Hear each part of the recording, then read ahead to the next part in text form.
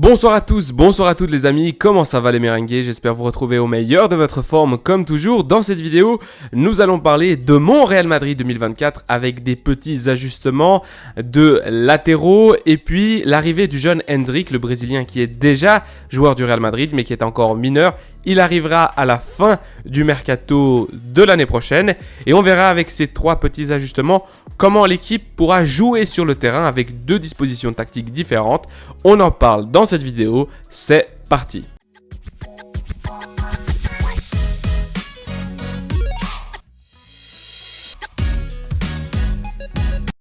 Mes amis, on commence par le plus facile, le jeune Brésilien Endrick qui est déjà joueur du Real Madrid mais qui n'est pas encore arrivé au club merengue tout simplement parce qu'il est mineur, il est brésilien donc 1m73, 1m73, avant-centre pur et il nous manque un numéro 9 donc cela va nous faire du bien évidemment automatiquement dès qu'il arrivera au club madrilène. Au niveau de sa performance au Brésil, cette saison n'est pas très glorieuse. 16 matchs sur 22 matchs possibles, seulement 4 buts, 0 passes décisives.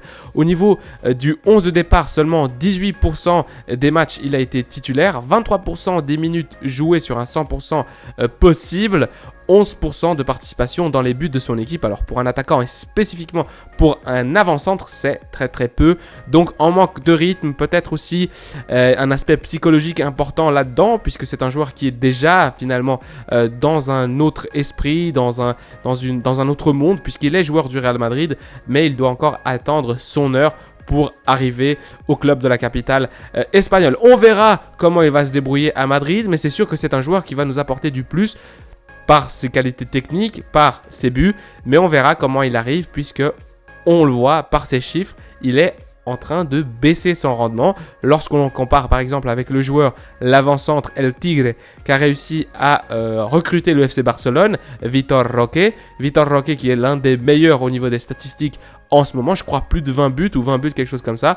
Bien en comparaison, Endrick qui n'est pas aussi fort, aussi flamboyant, mais j'ai confiance en lui. Je pense que lorsqu'il arrivera au projet, c'est le projet qui est déjà dans sa tête. Au Real Madrid, il va réussir à relever tous ces chiffres. Voici pour Endrick. Le deuxième joueur dont je voulais parler les amis, c'est Juan Foyth, le latéral droit de Villarreal. Latéral droit 1m90, 1m90. Sur certains sites, ils disent 1m87. Argentin, mais avec la double nationalité espagnole, ce qui est favorable au Real Madrid pour le quota de joueurs espagnols qui sont nécessaires dans l'équipe. 25 ans, donc il est encore jeune. Et c'est un joueur qui a toutes les qualités pour devenir le remplaçant de Carvajal. Alors c'est un joueur assez complet. On va regarder ici ses stats grâce au site FBref.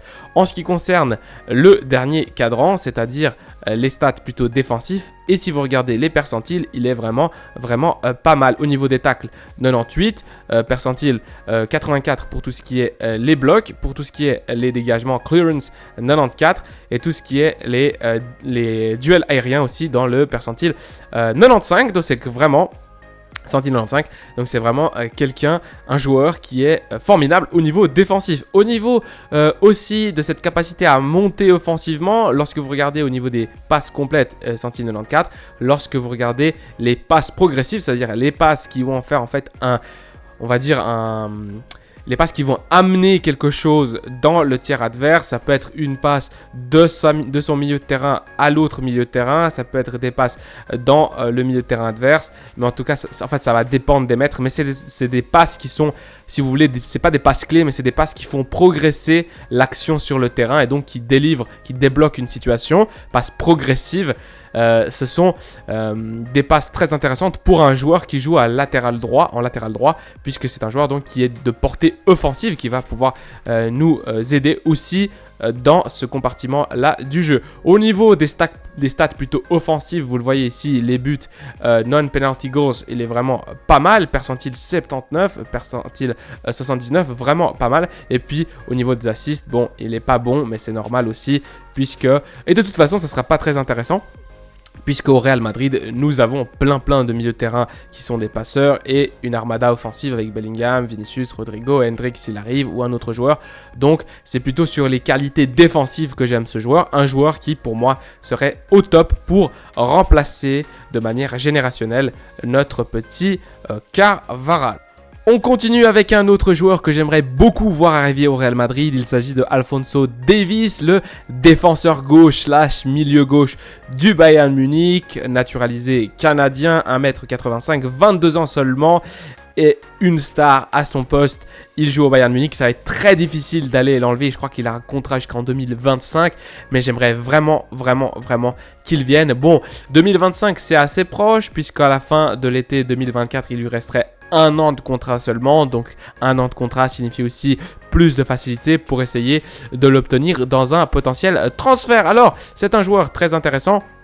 Du point de vue statistique, je vais vous montrer ses statistiques de l'année passée, de la saison passée, 22-23, 38 matchs joués, 3 buts, 8 passes décisives. Bon, c'est pas non plus extraordinaire, mais quand même, pour un latéral gauche, ça va, surtout au niveau des passes décisives. Et si on regarde son début de saison de cette année, c'est tout bonnement incroyable. 4 matchs et déjà 3 passes décisives seulement en 360 minutes.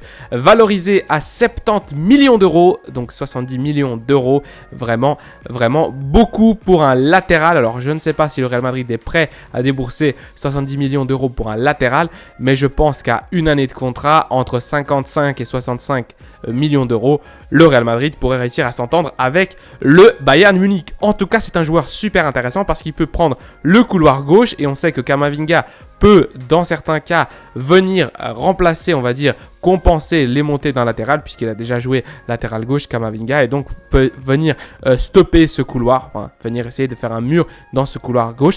Donc très intéressant, Alphonso Davies, surtout par sa portée offensive et je pense qu'il serait très bon avec un Vinicius sur ce couloir gauche pour en faire le couloir de la mort du Real.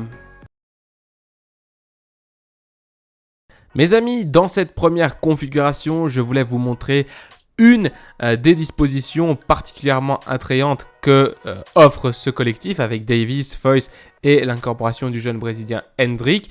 Dans cette première, j'ai décidé de garder le 4-4-2 losange ou 4-4-2 diamant avec Camavinga, Tchouaméni, Fede et Bellingham au milieu de terrain. Et puis Rodrigo comme, on va dire, père collègue avec Endrick ici devant. Pourquoi ? Parce que Rodrigo, je trouve que c'est un joueur qui va avoir plus cette facilité à jouer entre les lignes adverses, surtout entre la défense adverse et évidemment dans les demi-espaces. Donc Rodrigo qui est plus à l'aise.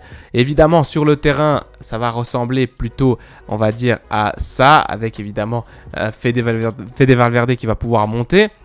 Également, selon les phases, peut-être que Tchouaméni et Camavinga formeront un rideau défensif avec peut-être Rodrigo qui penche plus à gauche et donc on serait plutôt dans un 4-2-3-1.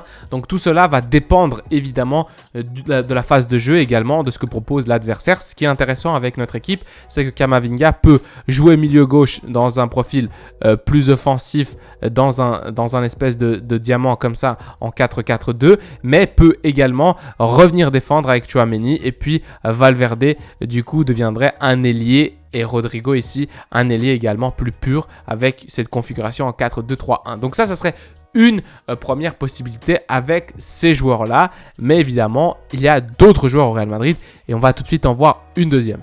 Une deuxième possibilité, les merengues, ça serait par exemple ici un 11 légèrement changé avec, j'aurais pu mettre par exemple Rudiger à la place de Alaba ou Rudiger à la place de Militao. J'ai changé Fran pour lui donner également cette importance. Pour moi, ça sera un titulaire également, même si Alphonso Davies vient. Fran a d'autres qualités très intéressantes. Je pense que c'est un profil et c'est un joueur qui est là pour rester s'il arrive à corriger 2-3 choses dans son jeu, notamment la rigueur et lorsqu'il doit revenir en arrière. Mais ici, un 4-3-3 plus classique avec Vini, cette fois évidemment comme star de l'équipe sur son aile gauche, Endrick comme un 9 plus fixe et Rodrigo qui serait donc notre vrai ailier sur la droite et un milieu de terrain qui serait, on va dire, un tout petit peu plus bas sur le terrain avec Toni Kroos qui serait là plutôt à la relance, Tchouaméni évidemment plus pour défendre et Bellingham qui pourrait avoir ce rôle-là de milieu offensif créateur. Ce serait vraiment lui le créateur du jeu, évidemment avec l'aide de Kroos. Tchouaméni toujours dans un profil plus défensif. Mais voilà, du coup, ici, un 4-3-3 plus, on va dire, plus intéressant puisque On va dire que Vini apporte plus une qualité d'ailier que Fede Valverde. Donc ici, Vini jouerait à gauche et donc Rodrigo qui irait à droite pour jouer ailier droit. Bellingham toujours dans ce jeu milieu offensif second attaquant, mais c'est vrai que dans un 4-3-3 avec un attaquant de plus, Bellingham aurait également des tâches défensives et donc des fois devrait venir ici plus se positionner au milieu de terrain, laissant Kroos peut-être essayer de jouer depuis l'arrière, mais également pour soutenir Tchouaméni. Et dans ce style-là, on aura donc une deuxième configuration possible dans un 4-3-3 un peu plus traditionnel. Voilà pour ceci. Mes amis merengues, cette vidéo touche à sa fin. Merci beaucoup de l'avoir regardée. Surtout, si vous avez des idées d'autres configurations tactiques, d'autres joueurs que vous aimeriez bien voir arriver au Real Madrid l'année prochaine, n'hésitez pas de me les mettre en commentaire pour que l'on puisse débattre. Je vous laisse à la Madrid y nada más. Prenez soin de vous, des vôtres et de votre famille. Allez,